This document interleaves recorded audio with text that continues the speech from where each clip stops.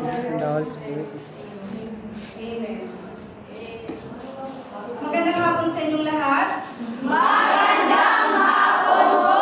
Pinipiling Montesratos! Bago kayo umupo ay pakialis muna ng mga upuan. Kailangan na naman ako.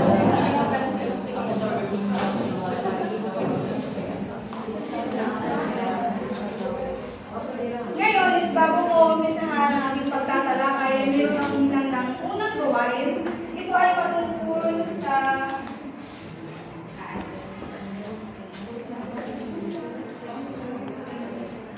ang unang gawain natin ay ito ay tinatawag na buuin mo ako. Ito ay hahatiin ko kayo sa dalawang grupo lamang, isa, dalawa. At bawat grupo ay bibigyan ko ng tag-iisang papel or bond paper at dito ay isusulat ang tamang sagot. Ito ay tinatawag natin na ginulong-gulong letra or structure. Ngayon is may bibigyan ko sa inyong papel.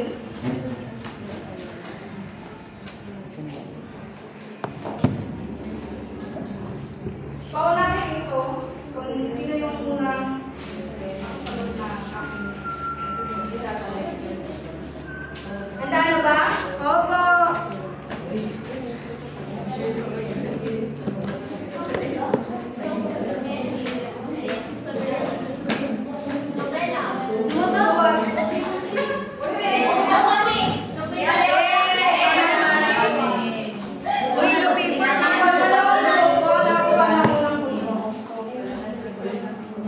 Handa na ba? Opo!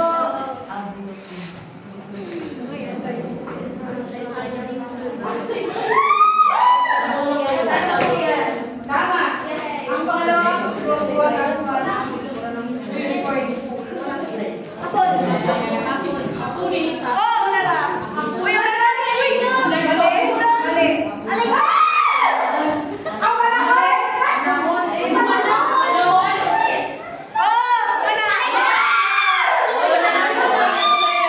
Panahon!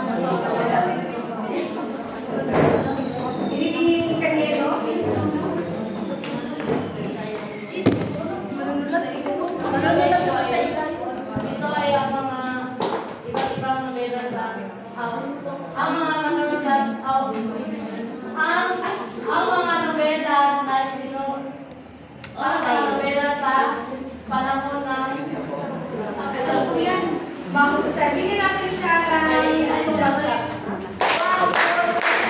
Ang talalakayin natin ngayon ay patungkol sa nobela sa panahon ng kasalukuyan. Pakibasa, binibining Mika.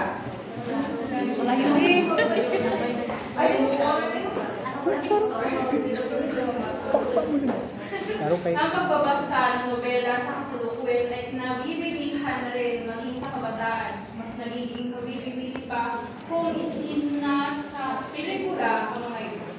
So marami alam nyo na kung sa kasalukuyan natin ngayon, alam nyo na kung ano yung mga most karanasan na binabasa.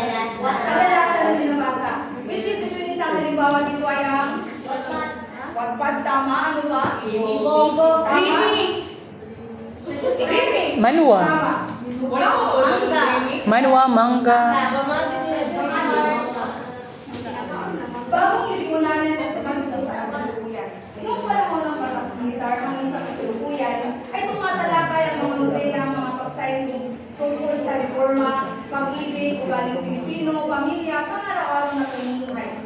Nagbalik ang nobela sa romantisismo na inilathala sa liwayway at nasa pamantayang pangkalakasan. So sa bagong lipunan, bagong nobela sa kasalukuyan, ito yung mga nobela na binabasa na natin sa kasalukuyan. Yung isang halimbawa dito is yung mga Wattpad or e-book. And then dito is sa akdang pagpolitikan ng mga nobela is mostly meron doon mga romantisismo. Ngayon sa kasalukuyan is meron ng mga bago-ikwayang pamilya, pang-araw-araw na pamumuhay, and then mga ugaling Pilipino.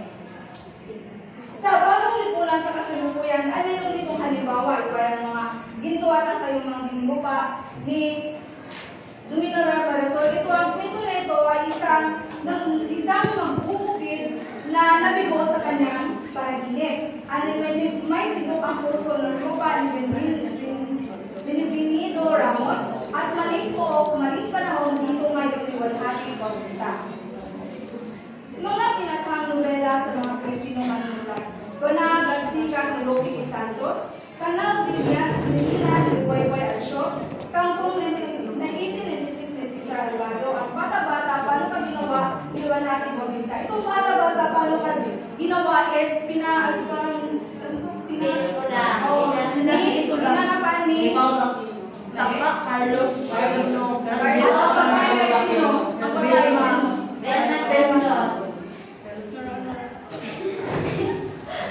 At Nina Valero Hernandez, Gabo Liwalhati Bautista, mag-anak ni Cruz Liwayway, Ritzer ni Liwayway Archo.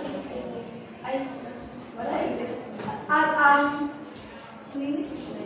Richon ni Eden Cancelano, Campo Ceres Alvado, at unang aulan ng Mayo. So ito ang mga tinatang nobela ng mga Pilipino manunulat. At ngayon, dahil tapos ko na itinalakay ang patungkol sa mga kasulukuyang nobela, is meron akong inandang pangalawang gawain. Ito ay ang yung pa rin yung grupo na unang grupo at ang pangalawang grupo. At ito ay ang panuto.